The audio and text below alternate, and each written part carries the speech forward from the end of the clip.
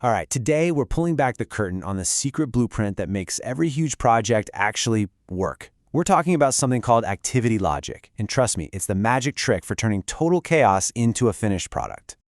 Not really. Have you ever just stopped and looked at a massive construction site or maybe followed a new app launch and just thought, how? How in the world does all of that stuff get organized and actually become a thing without completely falling apart?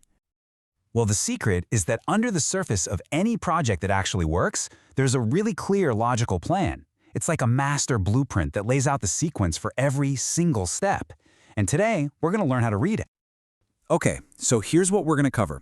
We'll start with what this secret blueprint actually is. Then we'll tackle the whole planning versus scheduling thing. Super important. We'll look at who builds the plan, cover the 4 basic rules of logic, see how it's all drawn out, and wrap up with why this is the one thing you have to get right from the start. All right, first up, what is this blueprint? Let's get its official name on the table: activity logic. So the textbook definition is the set of activities and the dependency relationships between them. But here's the part you really need to pay attention to. It's all done before durations are even considered. That's the key. Activity logic isn't about how long something takes, it's purely about the order of things. It's all about figuring out the right sequence, what has to happen before the next thing can even begin. And you know, this focus on sequence before time brings us to a really common point of confusion. And that's the difference between planning and scheduling. They are not the same thing. Okay, this slide just nails the difference. Planning, on the left, is all about the how. It's figuring out the logic of how you're going to build the house. Scheduling, on the right, that's taking your plan and slapping it on a calendar. That's when you calculate the start and finish dates. So, think of it this way. Planning is the blueprint. Scheduling is the timeline. 2 totally different things. So, if this blueprint is so critical, who's actually in the room drawing it? Who's responsible for this? Yeah, this is definitely not a one-person show. The best plans, the best logic, come out of a group effort. You've got to get everyone in the room: the project manager, the construction manager, the person who knows the costs, the person buying the materials, you name it. They all bring their piece of the puzzle, and the whole thing is usually guided by an experienced planner who knows how to pull it all together. And let's be super clear about that planner role. The planner is the one who really understands the how, the nitty-gritty details of how all these different jobs connect.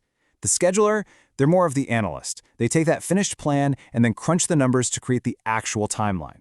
Now, sometimes it's the same person wearing 2 different hats, but the jobs themselves are very different.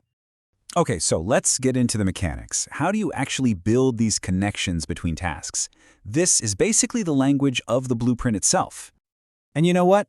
It often starts with something surprisingly low-tech but super effective, what they call the cards on a wall method. I mean, the team literally writes down every single task on a card, they stick them up on a wall, and then they physically move them around, arguing and debating until the sequence just feels right. It's such a great, hands-on way to build the project's flow before you ever touch a piece of software. Okay, now for the rules of how these cards connect. The first one, and by far the most common, is finish to start. It's exactly what it sounds like. You have to finish task A before you can start task B. Super intuitive, right? You can't start putting up the drywall until the wall framing is completely finished. Simple as that. Next up, we've got finish to finish. This one means 2 different tasks have to wrap up at the exact same time. They could have started at totally different times, but their finish line is linked. Think about it like maybe you're writing a big report and someone else is creating the graphics for it. You might start days apart, but you both have to be done by 5 p.m. on Friday. And on the flip side, you've got start to start. You guessed it, 2 activities have to kick off at the same time. Let's say you start digging a trench for a pipe. You might also start laying out the sections of pipe right alongside the path at the very same moment.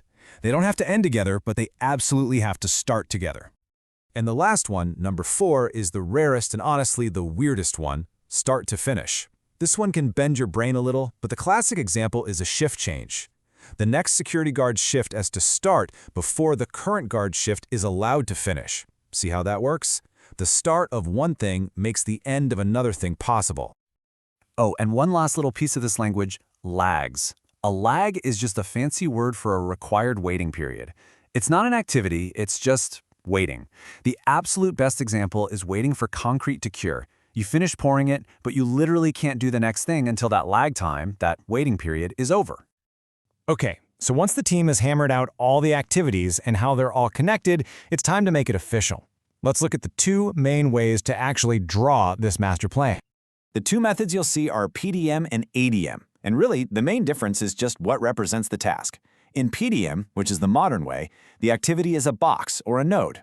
In the older method, ADM, the activity is actually the arrow connecting the boxes. A little weird, I know.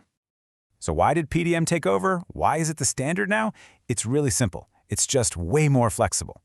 PDM can handle all four of those relationship types we just talked about. Finish to start to start, all of them. The old ADM method, it can only do the basic finish to start, which is just too rigid for pretty much any complex project you'll find today. Okay, let's bring this all home. Why does any of this actually matter? Why is getting this concept so fundamental to making a project work? You know, this quote from the source material just says it all perfectly. Development of activity logic is a pure planning step. That means you're establishing how things relate to each other completely separate from any calendar. You figure out the how long before you worry about the when. So if you remember one thing, let it be this. Logic comes first. It's the foundation. You have to get the sequence right first. All the other pressures, time, money, resources, deadlines, all of that comes after the blueprint is drawn. And that really leaves us with a question to think about for ourselves, right? Whether it's a huge project at work or just a goal you have at home. What's the hidden logic? What are the actual steps? And more importantly, what's the real sequence that's going to turn that idea into a reality? Something to think about. Thanks for tuning in.